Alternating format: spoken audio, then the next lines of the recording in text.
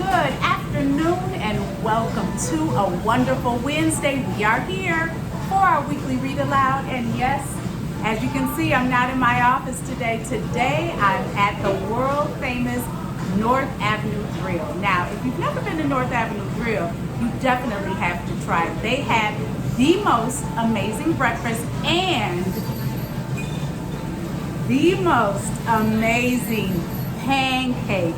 Yes, you see it here, a full stack of pancakes, and Miss Justice is going to enjoy these pancakes and also show you how pancakes are made after our story. So stay tuned for that. As you can see, I've got my pancake costume on and we are ready for our story today, and it is called Lady Pancake and Sir French Toast. And our author today is Josh Funk, and our illustrator is Brendan Kearney. Here we go.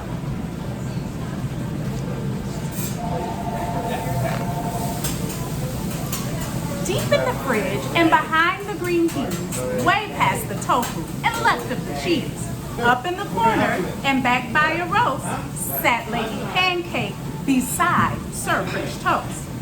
The leftover friends were as close as could be until they heard news from their neighbor, Miss Bree. The syrup is almost completely all gone. A single drop's left. Just a drop, she went on.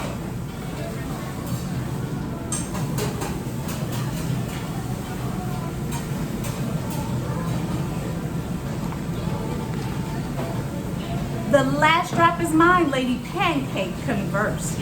But French Toast replied, not if I get there first. Like that, he was off, and the race had begun, with Pancake behind, breaking into a run.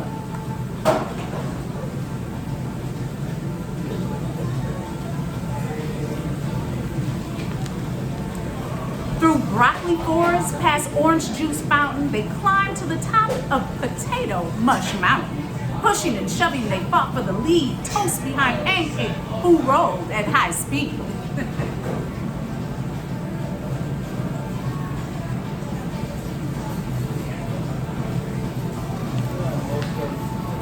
She screeched to a stop at the edge of the shelf, clutching a grapevine to steady herself. Toast didn't notice and couldn't quite stop, plummeting down into jam with a plop.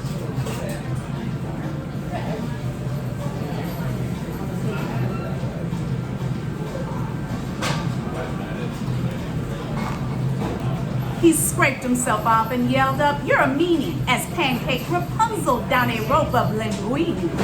She bragged, "I'm the best of all breakfast food treats," then hurled a line and skipped over 2 beats.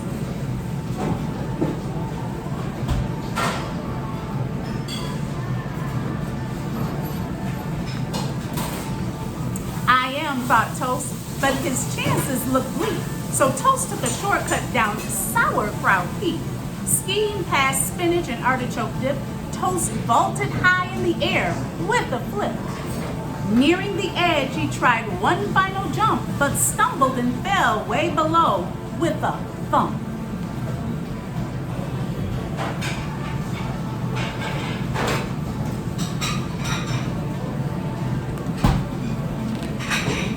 Pancake made use of her seafaring skills and sailed across oceans of soup, causing spills.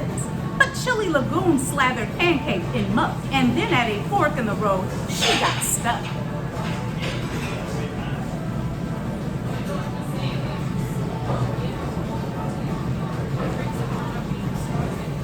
"Don't go that way," yelled the chickpea to warn her, but Pancake sped on and got trapped in a corner. Caught behind dressings, one Russian, one ranch, she squeezed out and started a bean avalanche.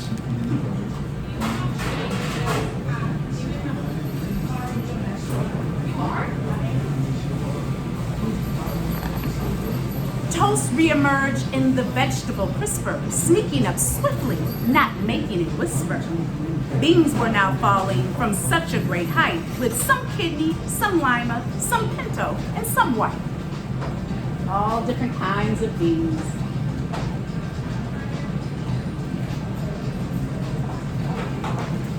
Searching for safety from raining lean wounds, toast turned to hide, but was blasted by fumes of Brussels sprouts left from an old party platter. So quickly he climbed up a celery ladder. Had to get away from the smell of that broccoli.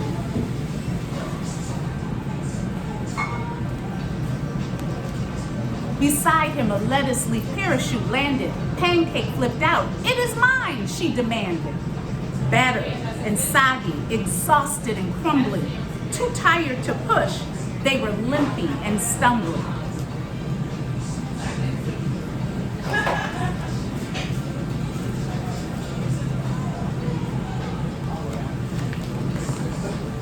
There stood the bottle of syrup at last. But wait, it was empty. They stood, quite aghast.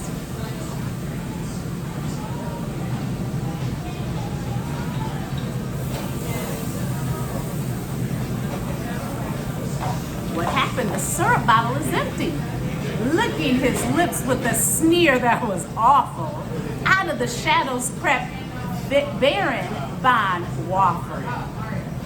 "I got here first while you boasted and bickered. My, was that syrup delicious." He snickered. So the pancake and the French toast were busy fighting to get there, and the waffle snuck right in and got that syrup. With one evil laugh, Waffle slipped out of sight. The syrup was gone. No reason to fight.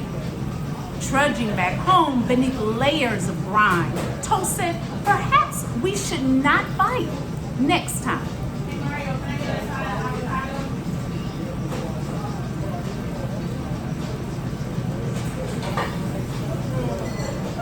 "Agreed," replied Pancakes. "As friends, we should share.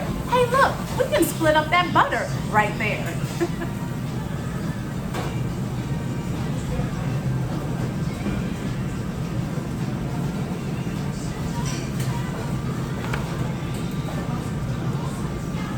The end.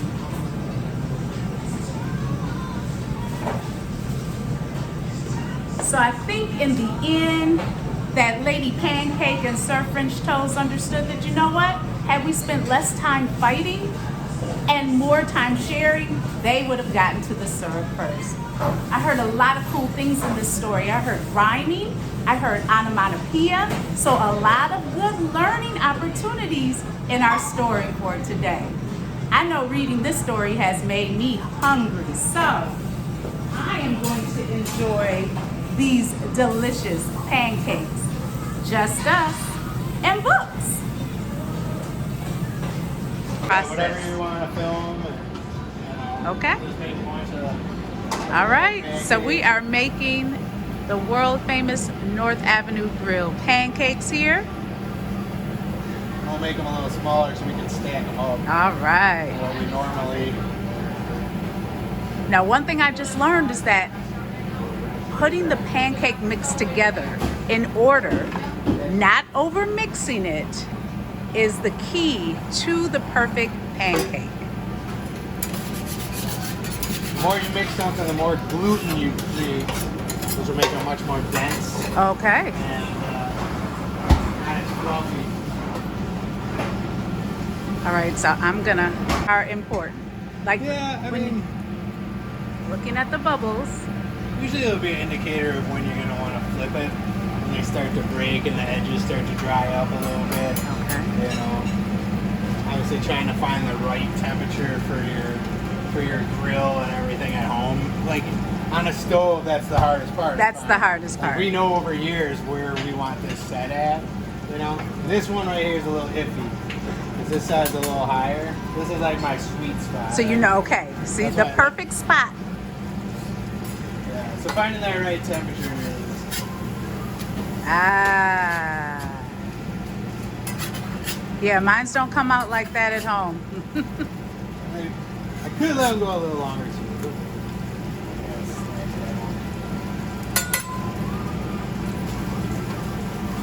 Sometimes you're gonna want to wait to see the edge dry up a little more. Okay. Obviously, I've been doing it for a long time. Yes, so. yes.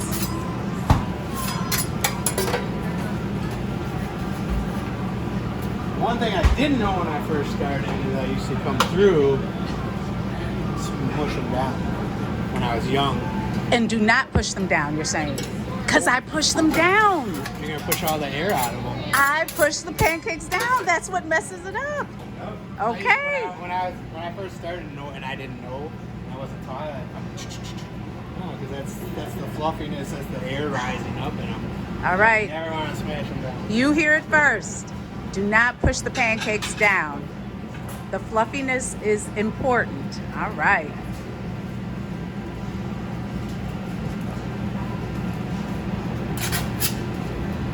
You need to check if they're done. Split it a little. Wow. Okay, so he's got it open So if for you us. see a little bit of batter in there, then you need a little longer. Okay, okay. So we're giving it a little more, but you can see them kind of rising up there. And this is all science too, because it's part of how you mix the batter, putting the ingredients in the correct order, the correct temperature, and here we have a beautiful stack of pancakes. Whoa, yes. All right, here we go.